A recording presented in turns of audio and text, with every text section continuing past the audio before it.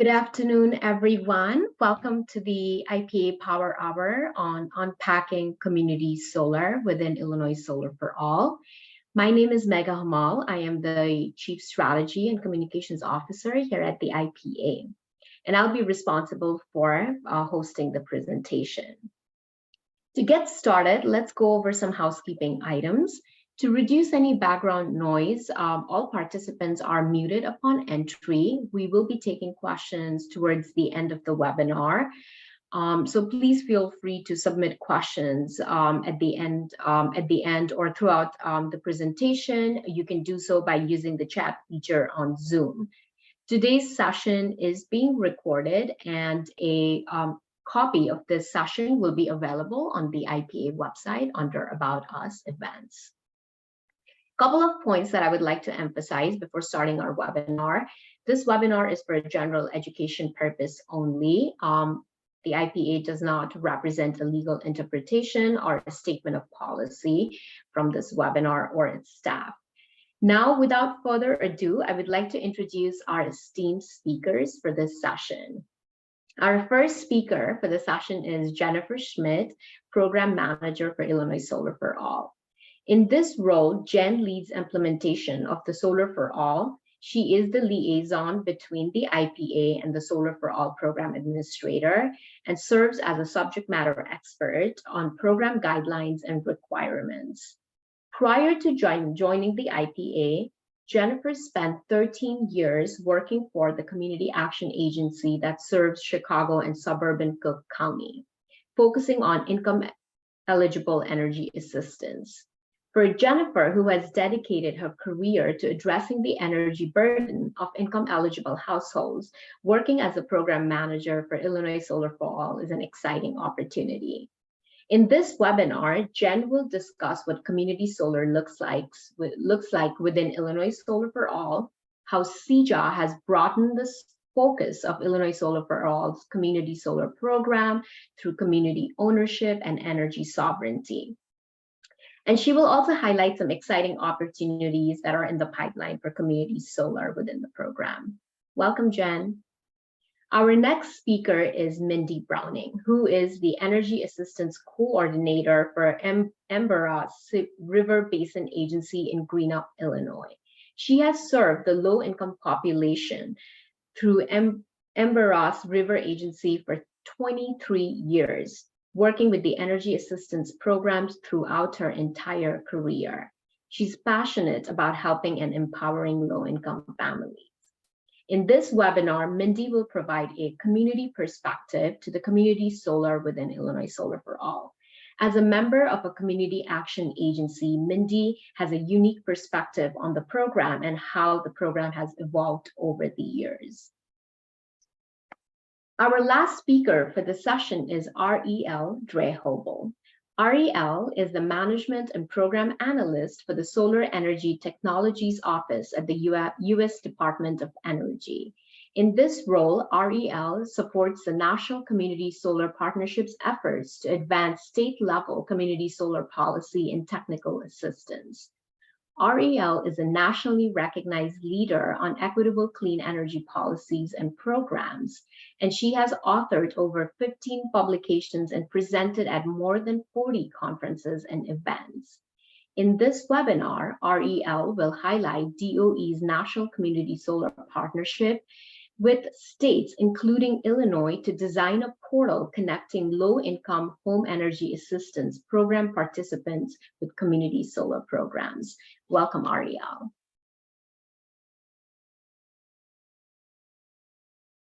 This is just a quick agenda. I've already talked about what the speakers will highlight, so we can go to the next slide.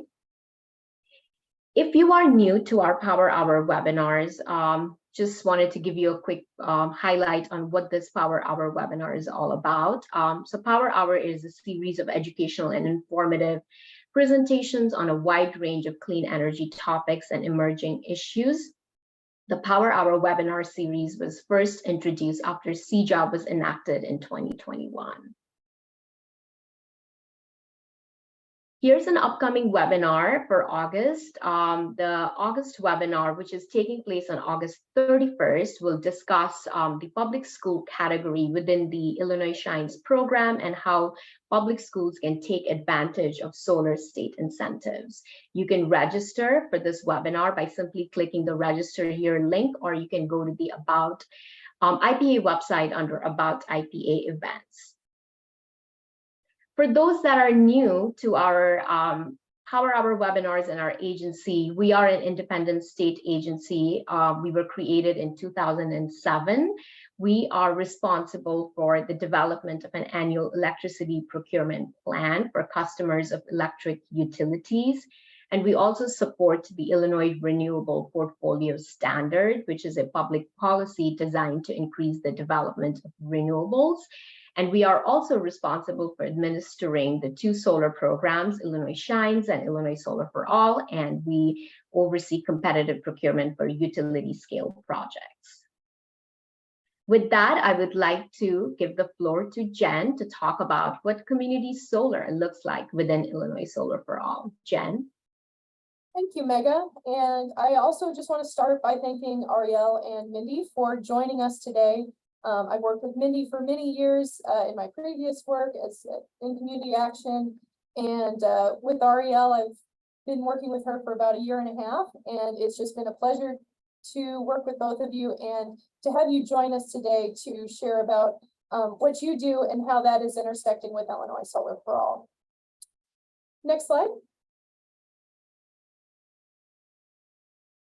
So just a quick overview of how Illinois Solar for All works and community solar in general.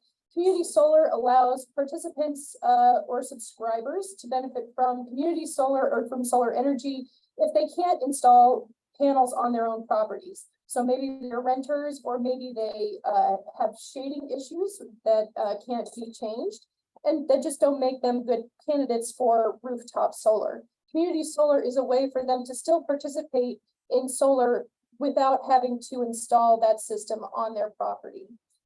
The system is installed anywhere in the utility territory, and a subscriber can subscribe to that. Anybody with an electric utility account can be a subscriber. For Illinois Solar for All, we also require that the subscriber be eligible for Illinois Solar for All. And then the subscriber's electricity account is credited based on their solar subscriber share from that project. And then after that, the solar developer bills the customer. And we have a few different options of billing community solar in Illinois that are new and that will be coming soon. Next slide. So the IPA has 2 solar incentive programs. Illinois Shines is the market rate solar incentive program. And then Illinois Solar for All is the income eligible program. And so we are supporting on-site systems and community solar projects that serve residential solar and that we serve income eligible communities and environmental justice communities and nonprofits and public facilities within those communities. Next slide. Within Illinois Solar for All, we have 4 sub-programs. The first 3 that you see listed here are distributed generation sub-programs. So those are sub-programs that are supporting projects that are on site. First 2 are for low-income residents.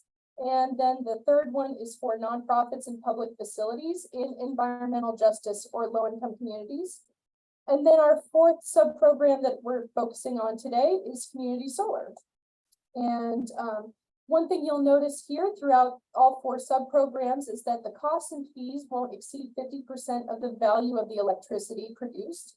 That's a key, that's a foundational concept for Illinois Solar for All, is that the participants that are benefiting from Solar for All are seeing significant savings on their electricity costs. Next slide.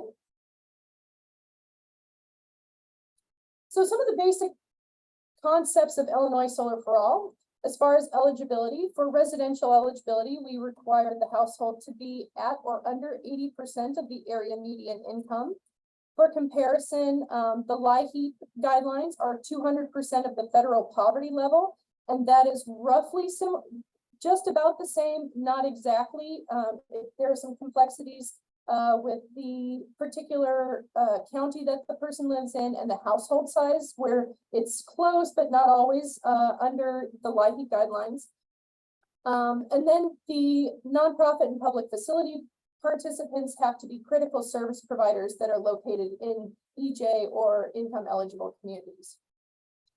Illinois Solar for All has job trainee requirements to make sure that the workers that are building these projects are actually coming from Illinois and that we're supporting new jobs with these projects. So we have trainee requirements at the project level and at the approved vendor portfolio level. For environmental justice community priorities, we have 25% of each sub-program incentives that are going towards projects that are cited in environmental justice communities. And then we also prioritize at least 60% of our grassroots education funding for campaigns that are taking place in environmental justice communities. And we've been very successful with both of these, with both of the environmental justice goals. So that's something that we really are happy to have made real with this program. Next slide. A new feature with CEJA, the Climate and Equitable Jobs Act, we have the concept of energy sovereignty within Illinois Solar for All. And that's just meaning that the projects have a component of participant or community ownership. Similar to the environmental justice carve-outs, we have 25% of each sub-program that we're trying to provide incentives towards EJ or energy sovereignty projects. The way that those projects are incentivized for DG projects, either residential or the nonprofit and public facility, there is an additional incentive rec adder.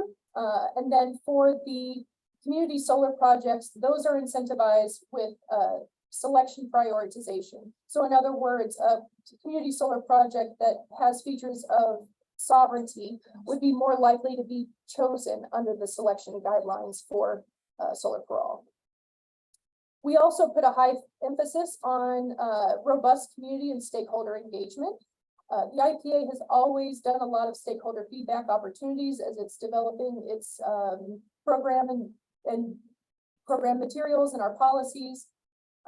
Additionally, we have grassroots education funding, and those grassroots educators are our frontline ears on the ground. So we do get to hear how the program is going and get to have some feedback from the program through them.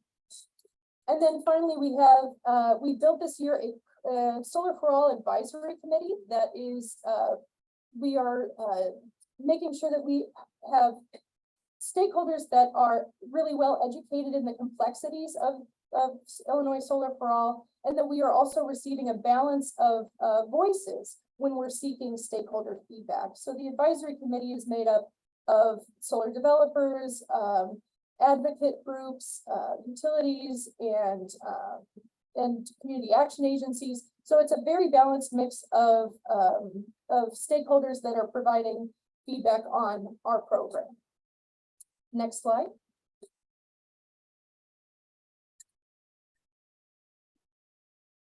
Illinois Solar for All and the adjustable Illinois Shines offers robust consumer protections to ensure that the participants of our programs are benefiting and are not coming to harm because of them.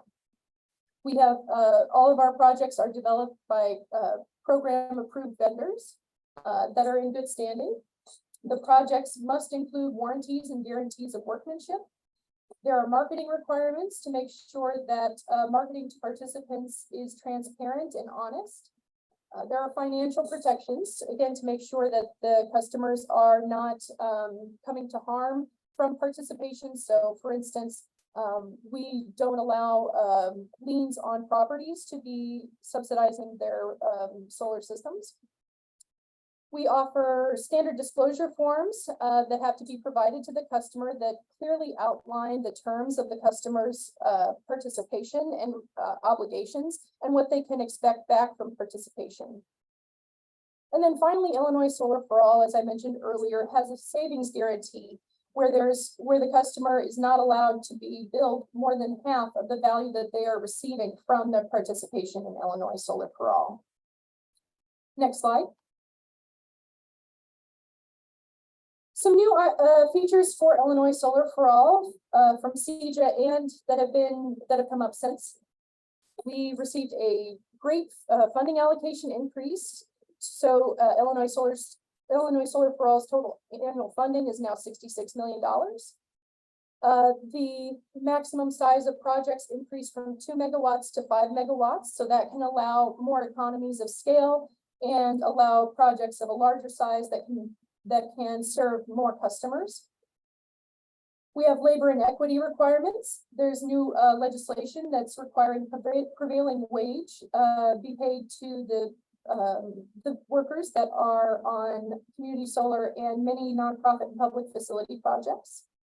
And then finally, we have become involved with the Department of Energy's Low-Income Clean Energy Connector, which is what Ariel is here to talk about today. And this has really provided us a new opportunity to collaborate with DCEO's Office of Community Assistance and the LIHEAP program and LIHEAP providers around the state. Illinois is one of 3 pilot states in this connector, along with New Mexico and DC. This is really a wonderful opportunity for Illinois Solar for All to really connect more closely with LIHEAP customers, LIHEAP programs, and with service providers that are trying to also address income eligible households' energy burdens. So it's really an exciting opportunity. Next slide. I won't go over this too much, but I did want to provide just some numbers of how Illinois Solar for All has been doing since we started in 2019. We have 21 projects that are approved so far. 7 of those have been energized to date. So that means 14 of those are still under construction and are not yet getting subscribers, but those are in the works and approved for incentives. Next slide. So I wanted to provide just a quick calendar of the Low-Income Clean Energy Connector implementation in Illinois. We started these discussions with the Office of Community Assistance last spring about coordinating on this, and it's an exciting time to get to work with them more closely and start on this project. In July of 2022, the DOE and HHS announced this portal development publicly, and that Illinois was one of the pilot states. And then this calendar jumps a year to June of 2023, but really between July of 2022 and June of 2023, there were a lot of calls with DOE and the National Community Solar Partnership, NREL. We've had stakeholder engagement calls, planning calls with our program administrator. So there's been a lot of work between July 2022 and June 2023, but that's where we pick up here. June is when the ORISE fellow, Adrienne Lewis, joined the team, and she was placed with the IPA to help coordinate the implementation of the connector tool. So that's wonderful that she's joined us to be able to help with these efforts and be a point person. We had some initial testing of the state level portal in June, and then we also started meeting with interested LIHEAP agencies. So that was our first opportunity to really get to talk as a group with the LIHEAP agencies, present more about what Illinois Solar for All is, how our understanding of the connector tool and the community solar projects that they would be signing their customers up with. So that was an exciting month. We are still working on the DOE is still finishing development of the platform, and our understanding is testing and training of the LIHEAP agencies are going to happen in September. And then we're planning a rollout of the connector tool in the fall of this year. The LIHEAP season opens October 1st, so there is, but we also have to coordinate the projects that will be coming online and seeking subscribers around this fall. So we don't have a hard date for the rollout of the portal, but it's going to depend on when the projects are available, when the portal is available, and also when the LIHEAP agencies are actually seeing customers. But also just to reiterate, this is such an exciting opportunity for us to be working with both DOE and with community action agencies to connect these programs, and that's a really exciting opportunity. Next slide. And then I just wanted to point out a few opportunities where I've had the chance to talk about Illinois Solar for All, and point out that Illinois Solar for All is really considered as an outstanding income eligible solar program on the national stage. We provide significant benefits. That 50% savings benefit is really strong as far as low income solar programs go. We have solid consumer protections, and then we have robust opportunities for stakeholder input that has really helped to shape this program into what it is. So I was able to, we've been participating with the National Community Solar Partnership on their States Alliance, Community Solar, this platform tool. And then we've also, I had the chance to speak at the National Community Solar Partnerships Community Solar Summit in January. In Columbia, Missouri, there was an Advancing Renewables Conference that was talking about renewables that are coming on in the Midwest and states that are interested in building out their solar programs. I've had some individual conversations with other states that are trying to develop income eligible solar programs. And then we were also recognized as special recognition for the Sunny Awards last year in the categories of greater household savings and low income access. Next slide. So I'm going to just hang out on this slide for a little bit because I can give you my contact information, but if you're interested in getting involved with Illinois Solar for All, this is the contact information that you're going to have much more success with. And unfortunately, with my role, I will not be able to get you engaged, but I will be directing you to one of these ways to get in touch with our program administrator. More information is available on the Illinois Solar for All website, and then we also have the email and phone contacts, and those are appropriate contacts for if you're a residential participant that is interested, or if you are a developer that's interested in getting involved as a Solar for All approved vendor. Next slide. I think that's it for me. Thanks. Thanks, Jen. Now, Mindy will be providing a community perspective to community solar within Illinois Solar for All. Mindy.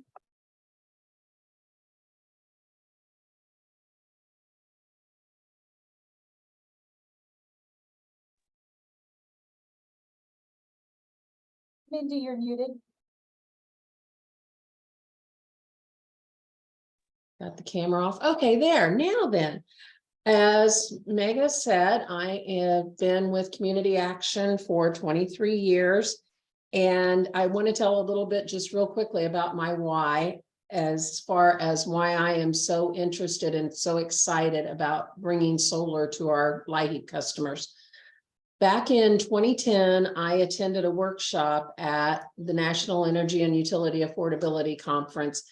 And during that time, it was a workshop on renewable energy, but it was more about wind because solar was mentioned, but solar was so expensive at the time that nobody was understanding a feasible way.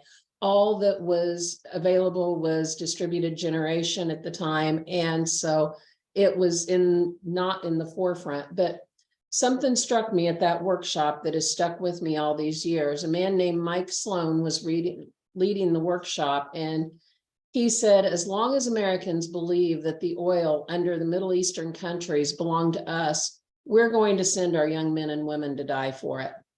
At that point in time, my son was 3 months from being 18 and signing up for selective service. And at that moment, I realized there's got to be a better way. We've got to work harder on resources. And so on top of that, we're being able to bring financial relief to our citizens that actually have the biggest energy burden. And that's just such a blessing. And I often feel our customers are the last ones to receive benefits of new technology. And this time, because of things that is happening, I feel like they are among the first. And so my job that I was tasked with today, next slide, I guess we need to. Yeah, that's my information. Go ahead to the next one. Okay, so what I was tasked with was to share our successes from working with Illinois Solar for All and our challenges. And our biggest success in 2019, we applied for the grassroots education grant and received it. And that gave us the ability to talk to all of our LIHEAP customers, all of our community action agency customers about solar and to teach them. And the thing about that is everybody always says you get the most out of learning something by teaching it.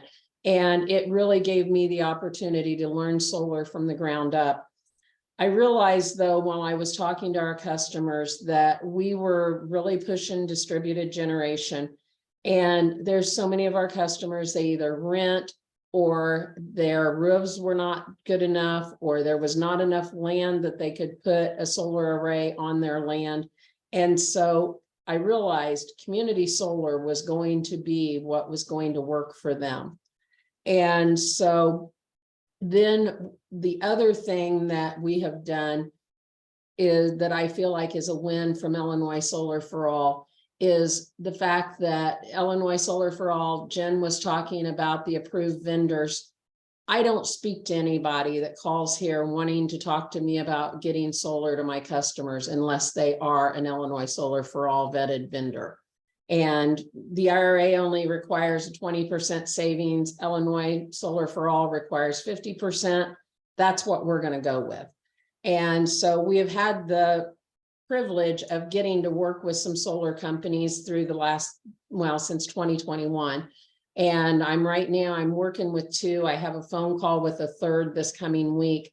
And we have been referring our customers with their permission to the solar companies. The solar companies are actually doing the work of sitting down with those customers, figuring up the savings, showing them how everything works, to where we really have a couple of busy weeks where we're sending out letters and consent forms, and we get those consent forms back and we send all of that information onto the solar company. And so it has been a really good fit for us. And in the meantime, we've ended up with 126 people, 126 of our LIHEAP customers that are receiving the benefits of solar. And so I feel like those are both great things that has come out of Illinois Solar for All.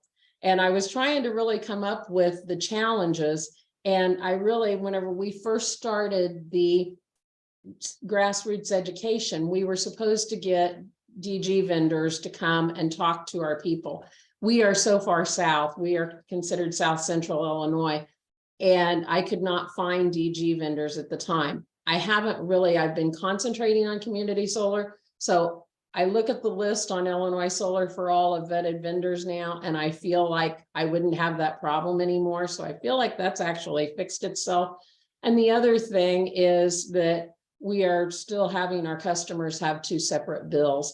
And through CEJA, that was really supposed to be fixed. And I know everybody's working on it. And so I feel like my only challenges are things that are actually being addressed. It has been an absolute pleasure working with Illinois Solar for All, because I learned what not to do and what to do. And then we have the fact that they've got our backs on our vendors. And so I couldn't have asked for a better partnership. And then I am looking so forward to working with this connector. The day that it got signed, I was like dancing around my office, because I think this is going to be another perfect fit to the puzzle. And I've been working with REL and we've talked a lot about it. And I just am looking forward to things to come to help our customers. And that's all I've got. Thank you, Mindy, for providing a community perspective on how the community solar program has evolved over the years. Now, looking ahead, what does the National Community Solar Partnership looks like is Ariel. Ariel, the floor is yours. Thank you so much. And thanks again to IPA for inviting me to speak today. If folks have any questions as I'm presenting, feel free to put them in the chat. I'm happy to answer them. Also, thanks to both Mindy and Jen for calling out the partnership that we've had on this project and the work that we're doing. And I'm really happy and excited to be working with both of you on this as well. So as was said, my name is Ariel Drehobel. I work in the solar office at the Department of Energy on the National Community Solar Partnership. And I'll be sharing a little bit about the work that we do at the Department of Energy on community solar, as well as efforts that we're working on jointly in Illinois in the Connector Project. So this slide, you can go forward so that all of the text appears. I think there's 4 bullets. Awesome, great. So I think there might be one more bullet. Yeah, all right. So not to repeat a lot of what Jen said earlier about community solar, but wanted to give a little bit of context of how the Department of Energy defines and thinks about community solar and what our interests are around it. So we at the Department of Energy currently use a pretty inclusive definition of what we consider to be community solar, defining it as any project or purchasing program within a geographic area in which the benefits of the project are flowing to multiple customers. So we're really focused on the benefits that community solar can provide to subscribers. Some of those are listed on the slide here, such as electric bill savings, resilience, wealth building, and workforce opportunities. Through recent studies with the National Renewable Energy Lab, they've also found that looking nationally, about 49% of households and 48% of businesses cannot host solar PV on their rooftops due to different barriers such as the size, the shading, and if you were to factor in the upfront cost of capital needed to install a solar system, that would lead to even fewer households or businesses being able to access those benefits of solar energy. So community solar, we see it really as a way to make sure that all households and businesses can have access to these benefits that you can get from solar energy. As Mindy was saying earlier, 10 years ago, solar was not necessarily the most cost-effective energy option, and now more and more research and study has moved solar to being the one of, if not the most cost-effective and cheapest energy sources in many markets. So in order to build towards a more equitable energy system, we really need to ensure that community solar is widespread and accessible to all households, especially lower income households. And that's really the motivation of what we're doing at the National Community Solar Partnership. Moving to the next slide. Awesome. So this is just a quick overview of the work that we're doing at the National Community Solar Partnership, which is a program out of the Department of Energy, where we're really aiming to support stakeholders on community solar through a couple of different areas, one being our market data and analysis. So keeping track of how the community solar market is changing over time. We also have an online community platform where folks can join and become a member of the partnership. And we have no-cost technical assistance that any member can apply for. In order to become a member, the only requirement is that you are doing work within the United States of America. Doesn't matter exactly what that is. So I would assume most everybody on this call would be able to join. If you're not currently a member, feel free to check it out. Putting a link in the chat right now. We send out a weekly newsletter with information about community solar opportunities from the Department of Energy. And once you become a member, you can also apply for that no-cost technical assistance that we offer. Going to the next slide. This is just a brief overview of what we're currently trying to accomplish at the Department of Energy. In 2021, we set a goal to ramp community solar up nationally by about 700% from where the market was at that time, with a goal of achieving $1 billion in energy savings from community solar and helping the equivalent of 5 million households receive the benefits. by 2025. So this is what we're working towards right now. And moving to the next slide. The next slide is just building out a little bit more information about these benefits that we're really working to incorporate into how community solar is being developed. And I think these actually align really well with what Jen was talking about earlier in terms of especially some of the newer elements of the Illinois Solar for All program, especially that community ownership and energy sovereignty piece and those workforce components.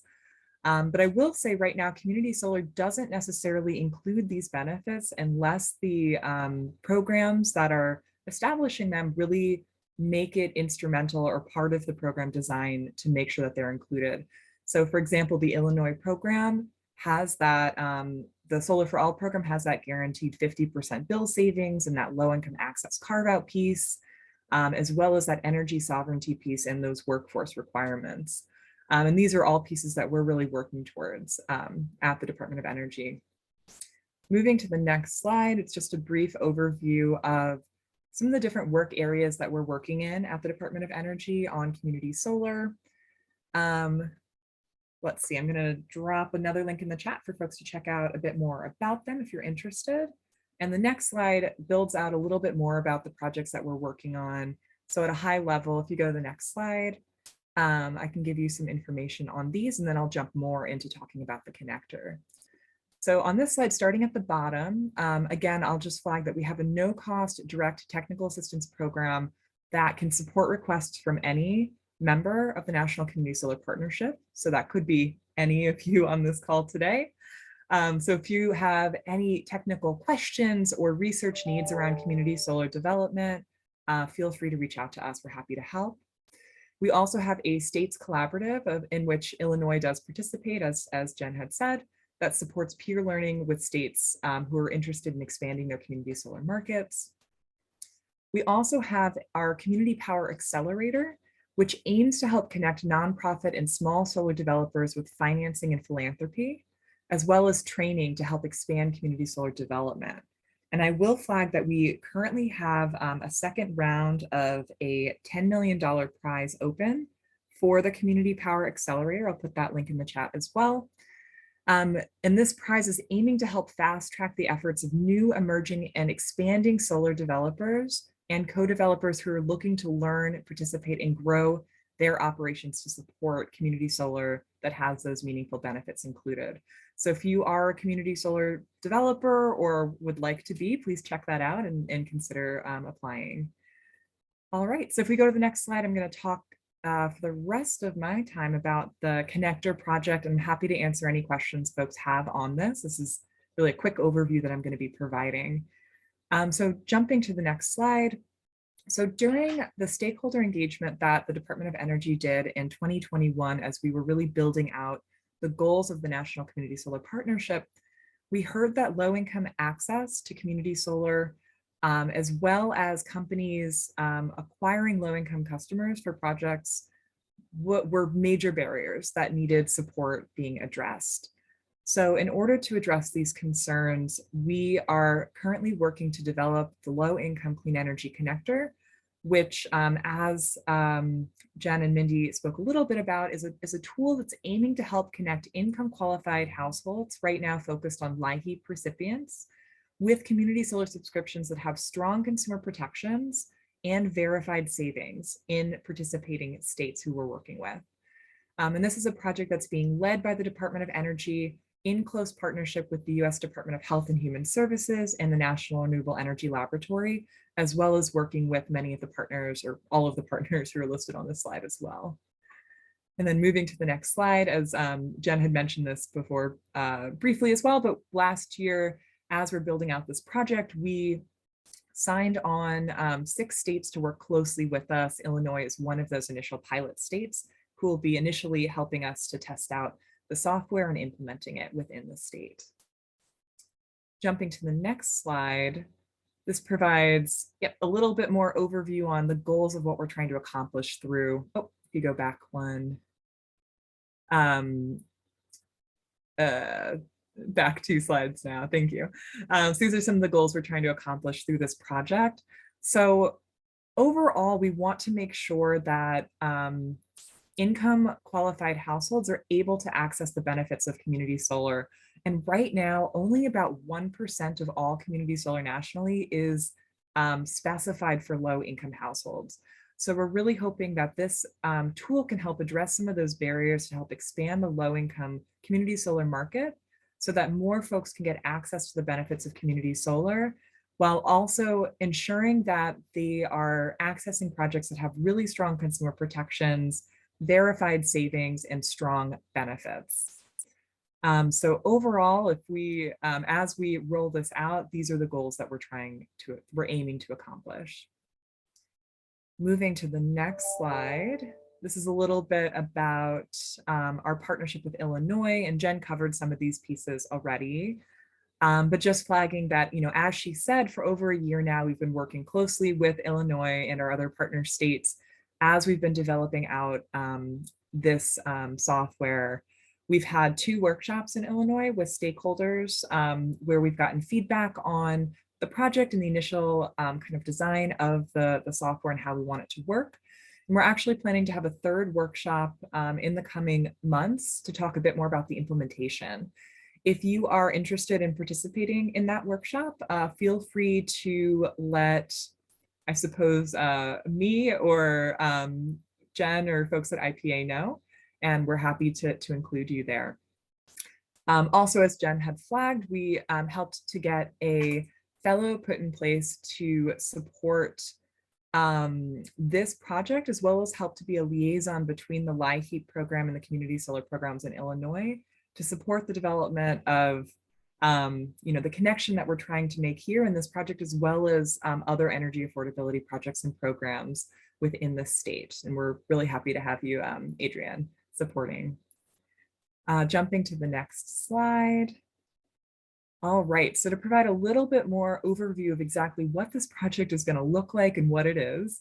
So this slide is just a screenshot of kind of what the software looks like now. It is still in development, not yet finalized, but as Jen had said, we're moving towards having that completed towards the end of this year and then fully implemented after that. Moving to the next slide, this slide has an overview of how the software will fully work. Let's see if you go back. I animated it, yeah. So if you open the top pieces there. So these are the 4 different users that would be using the software to help simplify the connection for folks between LIHEAP and community solar. So again, the purpose of this tool is to make sure that all of the projects that folks would be connected to have those really strong consumer protections, as well as savings that can be verified. I would say Illinois is already a really strong leader on this. Illinois has really strong consumer protections in place for the community solar program and those verified savings. So I think, working with Illinois is also a model for how other states can think about developing new community solar programs or expanding the programs that they have as well. So the way this software is going to work, we would have these users using it. So we would have the subscription managers who have subscriptions available for community solar using the software. We would have a state entity, both from the community solar program and the LIHEAP program using the software. And then those local LIHEAP administrators, such as Mindy, who are signing folks up for LIHEAP, would also use it. So right now, we're not intending to have any actual households using it. The goal of it is really to help streamline that enrollment process and help get folks signed up more easily. So I think if you move forward, it'll kind of pull out. Yeah, I'm not going to go into full detail on all of these pieces, but this is kind of like what each of these users would be doing. So the subscription managers would be making an account, and then the state would be verifying that they are going to meet those consumer protections and those savings requirements in all of the projects they post. And then they would post the available subscriptions that they currently have that they're looking to get customers for. The different state entities would be doing some of that back-end verification to make sure that those consumer protections are being met. And then the local administrators would be doing some of that work that Mindy was talking about in terms of helping to educate folks about what community solar is get that consent to share their information to sign them up. And then they would share their information securely within this tool so that they could be connected with an available subscription and sign up. We're also building out a pathway where we can make sure that local LIHEAP administrators can be compensated for that work of educating households and getting them signed up for community solar. But overall, this will help benefit the subscription managers and helping them to find those households and get those savings to them.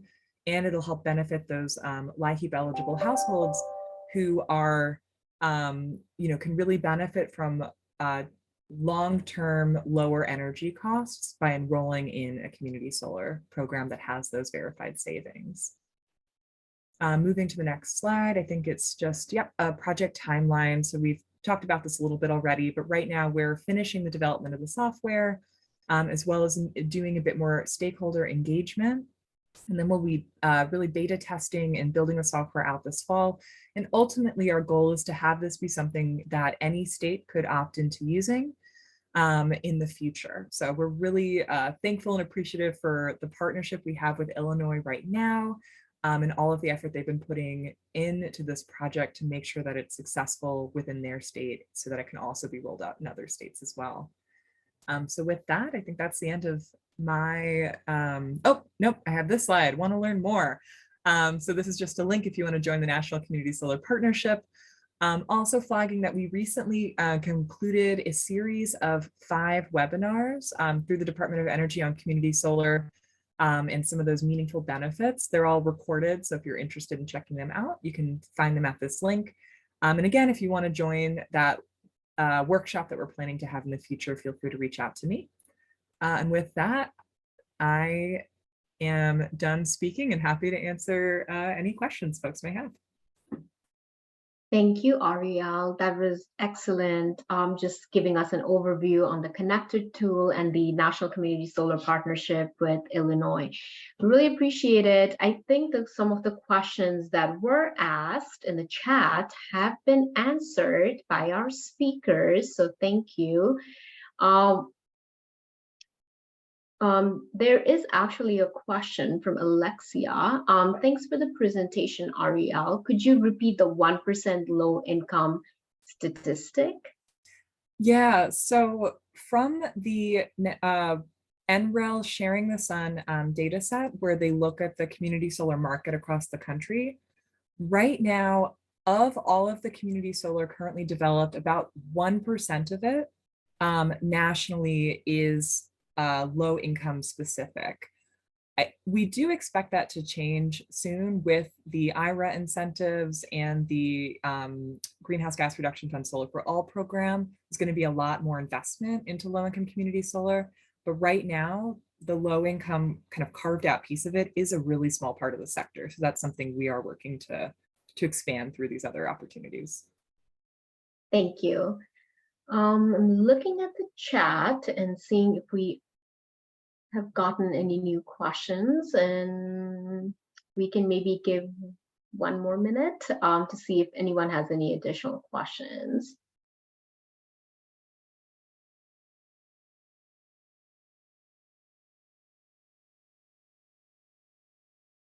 Okay, doesn't look like we're getting any other questions. Well, this is your chance, folks. We still have about 10 minutes to ask any questions that you may have to our speakers. And again, if you can't think of a question right now, that's totally okay. We have provided contact information of our speakers at the end of this PowerPoint presentation template. So please feel free to reach out to them to ask those questions. Well, if there are no additional questions, I would like to thank everyone for participating in our webinar, which is the 6th Power Hour webinar from this year, Unpacking Community Solar within Illinois Solar for All. And I want to especially thank our speakers for coming and giving such an excellent presentation and really highlighting the opportunities, both state and federal, that are in the pipeline to bring community solar to communities that need the most. So with that, I want to thank everyone, and then feel free to Join our next webinar in August, which is on public school. And with that, I want to close this webinar and have a lovely weekend. Thank you, everyone. Thank you. Bye, everyone. So